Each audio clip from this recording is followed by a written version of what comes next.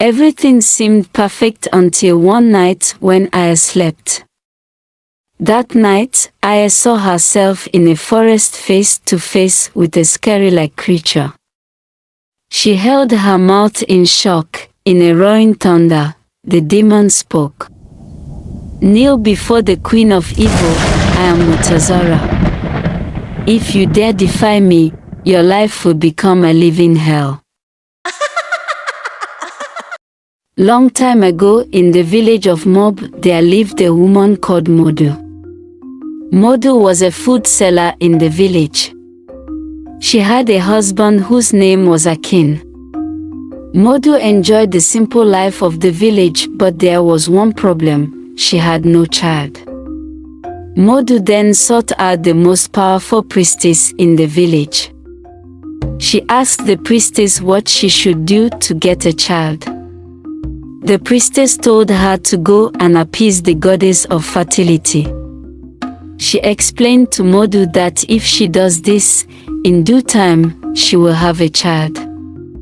However, the priestess warned Modu that in the forest of the forbidden, where she would appease the goddess, she should not talk to anyone or engage in anything. When Modu asked why, the priestess explained that the forest was a home of many supernatural creatures, monsters, and that mystical things happen there on a frequent basis. Modu then thanked the priestess and went home. Modu then began to visit the forest of the forbidden to pray to the goddess of fertility in the sacred tree. During the first year, Modu did not get pregnant. Hopeful and believing the words of the priestess, she continued to pray in the forest. During the second year, nothing happened. Modu did not still have a child. Modu returned to meet the priestess again for better guidance. The priestess told her that she should be patient and that waiting for the gods took time.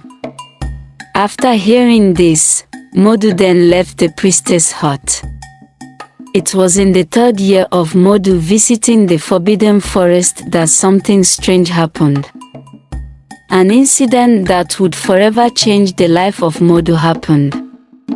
While praying in the forbidden forest, the goddess of fertility answered Modu and decided to bless her with twins. However, as Modu was returning home, she did something that wasn't expected of her. While walking back home, Modu saw a woman stretched her hands to her. "Please, help me. I'm dying," the strange woman said. Encircling the strange woman was a circle of what looked like a white powdery substance. Modu forgot the instructions that was given to her in the village. She then walked towards the woman and pulled her out of the circle. However, what Modu did not know was that she had succeeded in freeing a very powerful demon spirit that was entrapped by a group of powerful priests in a nearby village. The village have been trying to trap this particular demon for many years, and had finally succeeded. That is until Modu decided to step in and help her. The demon disguised herself as a helpless woman in order to get help. Modu went home after freeing the strange woman from the enchanted circle. After a few months, she gave birth to a pair of beautiful twins. The whole village were dazzled at the beauty of her twins. They acknowledged that truly the gods had blessed her. However, Modu was unaware that her twins' lives would be one of problem and calamity. Unknown to her, the evil spirit that she had freed had transferred its consciousness to her second child, Aya. This happened because the evil spirit was almost on the brink of being vanquished, and so it needed a vessel in order to hide and slowly regain its power. As time passed, Zoya and Aya began to grow. They grew to be beautiful children, loved and adored by the villagers. One day, Zoya and Aya went to fetch water in the stream. However, they both got carried away and wandered into the forest. Soon they became lost and were unable to find the pathway to the stream. All of a sudden, the twins heard a sound that was oddly terrifying. It was a roar of a lion. Zoya became scared. She was paralyzed out of fear and bowed her head. However, for some reasons, Aya was unfazed. Aya stood in the front of the lion and something strange occurred. As the lion's eyes met with that of Aya, it suddenly became afraid and all of a sudden ran away from the girls. After this incident, Aya fell to the ground unconscious. When Zoya saw that the lion had run away and that her sister was laying on the ground, she was surprised. However, she took Aya and placed her on her back, giving her a piggyback ride. Eventually, Aya woke up and both sisters were able to navigate their way back to the stream and back home. As Zoya and Aya began to grow and became teenagers, Aya began to notice strange things. Sometimes she would see strange creatures in her room and ghost-like figures. Aya would be scared and unsure of why these things are happening to her. Since their mother was not at home and was selling food at the market, most times Aya would run to her twin sister Zoya and cry in her arms. Zoya would also tell Aya beautiful and pleasant stories to get her little sister's mind from the strange image she complained of seeing. One time, Aya went to confess to her mother that she was seeing strange things. Modu, who did not understand that her child was housing an evil powerful spirit, would tell her daughter that it was because of the problems of the village and that everything would be fine. Modu explained to her twin daughters that the village was plagued with the doings of evil spirits and demons, and also said that they were forbidden places that one could not go because the demons had placed curses on them. Zoya and Aya listened to their mother and assured her that they would not get near those forbidden places. As Zoya and Aya grew, they became even more beautiful. During this time, Aya had stopped seeing strange creatures and spirits. She had also stopped having nightmares. However, as she and her sister turned 18, everything bad that had stopped suddenly came back. Aya began to see more spirits, and this time, they felt even more real than when she was a teenage girl. Aya also began to notice that the forbidden places that were said to have been bewitched by evil spirits and demons seemed to be calling to her. In the village, people noticed that Aya seemed to have a soft spot for helping people.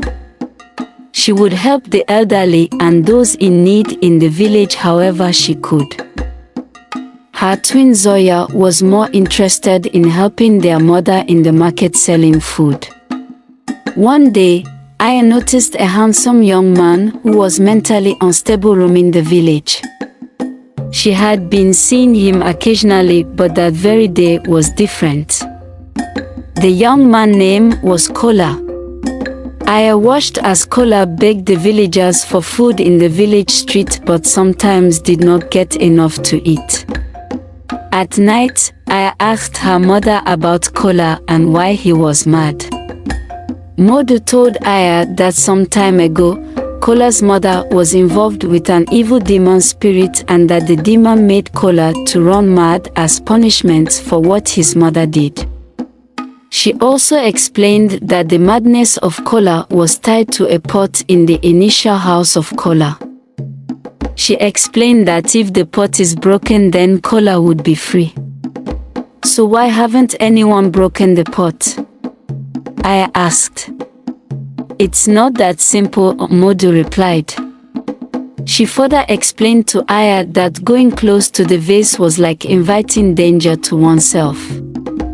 She told Aya that Kola's mother had tried to break the vase, but as she attempted to break it, she collapsed and died. After this incident, Kola's elder sister went to meet the priestess to give her a charm to break the curse. However, even after doing this, as she approved the vase to break it, she became blind. Owing to this, the family relatives came to take her away, abandoning Kola to his cruel fate. After hearing Kola's story, Aya decided to draw close to Kola. She would use her money to buy fruit and feed them to Kola. A few of the villagers even began to notice Aya and Kola together.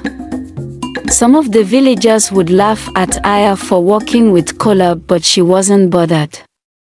One day, Aya's money that she had saved got finished. She then went to meet her twin sister Zoya to help her with some money.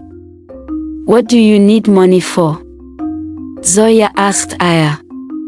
Since Zoya was the one always following their moon to the market to sell food and helping her, she had more money saved up than her twin sister, Aya. Aya told Zoya that she wanted to buy a cloth in the market, but Zoya could tell that she was lying. "I know you don't want to buy any cloth. You want money to buy food for Kola," Zoya told her twin sister. "Don't let mother know that I gave you the money, but don't lie to me again next time. I may not like everything that you do, but you're my sister and I love you more than anything," Zoya said to Aya. Aya hugged Zoya and thanked her. That night, Aya began to have a strong feeling to go to Kola's house. She could see the house in her dreams. It was almost as if the house was calling onto her. Aya decided to listen to her instinct and go. That morning, before anyone was awake to begin their day, Aya went to Kola's house. Getting there, she saw the curse pot that had made Kola mad and had killed his mother. With a strong conviction, she carried the pot and broke it. After doing this, she realized that Kola was still asleep.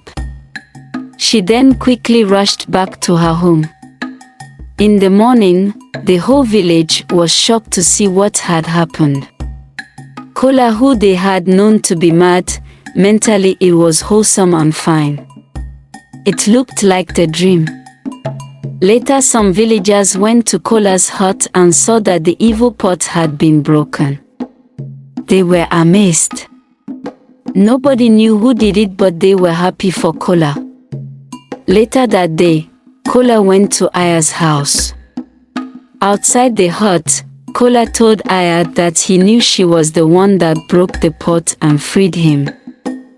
Aya tried to deny this, but Kola told her that he saw her leaving his hut that early morning. Kola also told Aya that he remembers all the things she did for him. He then confessed his love for her. Aya and Kola then became a couple. The villagers in the village did not disturb or try to separate them because they knew that Aya was already taking care of Kola while he was mentally. Everything seemed perfect until one night when Aya slept. That night, Aya saw herself in a forest face to face with a scary-like creature. She held her mouth in shock. In a roaring thunder, the demon spoke. "Kneel before the Queen of Evil, I am Mutazara. If you dare defy me, your life will be a living hell. What do you want from me?" Aya managed to speak. "What I want is none of your concern. Heed my warning, never must you again break any curse or free anyone from the demonic charms and spells in the village. If you do, you will live to regret it. But still I will punish you." These were the last words of Mutazara, the demon queen. Before Aya woke up with sweat all over her body. The dream she had scared her to her bone. However, little did she know that it was only the beginning. Mutazara was going to punish her for freeing Kola. In the weeks that follow, Mutazara made Zora's life unbearable. She tormented Aya both day and night. During the day, when Aya would go out, she would see people with horns and red eyes trying to capture her. Aya would sometimes decide to stay indoors, but then she would see scary creatures inside her hut. Sometimes she would see scorpion and snake. This continued for weeks. Aya did not tell her mother or her sister out of fear. One sunny afternoon, she took a rope to the forest and planned to hang and kill herself. However, luckily, Kola saw her and stopped her. He told Aya to be strong and that everything would be fine. After that day, Aya stopped seeing the scary visions. She felt relieved. However, she knew she had to find a way to deal with the demon inside her. A few weeks later, some villagers noticed that there was something strange in the river where they fetched water. It was as though it had become contaminated, as it tasted a little different. A few days later, a woman in the village got the shock of her life. Her 2 children had died because of the poison that was in the water in the stream. The villagers came to console her, but the deed had already happened. The king then instructed the villagers to not go into the stream to fetch the water. The 2 rivers that the villagers could fetch from now had problems. Aya could not bear to see the suffering occurring in the village. She knew that the first river was caused by a demon spirit. There also was a pot that prevented anyone from fetching water. Aya went to the river spot and decided that she would help her village. Kola at first tried to stop her, but then he decided to support her. At the river, Aya broke the pot and lifted the curse. When the villagers realized that the evil pot was broken, they jubilated. Though they did not know who had done it, they were very grateful that it was broken. Kola then hugged Aya, telling her that he would protect her no matter what happened. The king in the village decided to celebrate the broken curse in the village, although there were other problems, but the fact that the stream curse was broken, it called for a celebration. During the celebration, the king sent for Aya and Zoya's mother, Modu, to the palace. He told them to assist his royal kitchen in preparing wonderful meal for the village. Modu was the best food seller in the village, so it was not surprising when the king sent for her to do this. Zoya and Aya assisted their mother in cooking in the palace. Everywhere was merry. Later, during the course of the party, Aya was sent to bring something in the kitchen. Inside the palace kitchen, she had a trance and saw Mutazara in the forest. "I warned you, but you didn't listen," Mutazara said. In the meantime, the prince, who had been noticing Aya, had been looking for an opportunity to talk to her. He then entered the kitchen after seeing Aya. In the kitchen, Aya's eyes turned red and she grew red horns as Mutazara took control of her. She then used a knife to stab the prince. She stabbed him 3 times. The prince fell flat to the ground. Mutazara then let go of Aya. When Aya saw what had happened, she was in shock. She wanted to scream, but no sound came out from her mouth. There she was alone in the kitchen with the prince's lifeless body on the ground. Almost everyone was jubilating in the palace, and they had no idea that their beloved prince's body was lifeless and cold on the palace kitchen floors. Is this going to be the end for Aya? What do you think the king would do to her? What would become of her twin sister and her mother? Watch out and see the fate of Aya in the next part. Till we meet again. Please like and subscribe.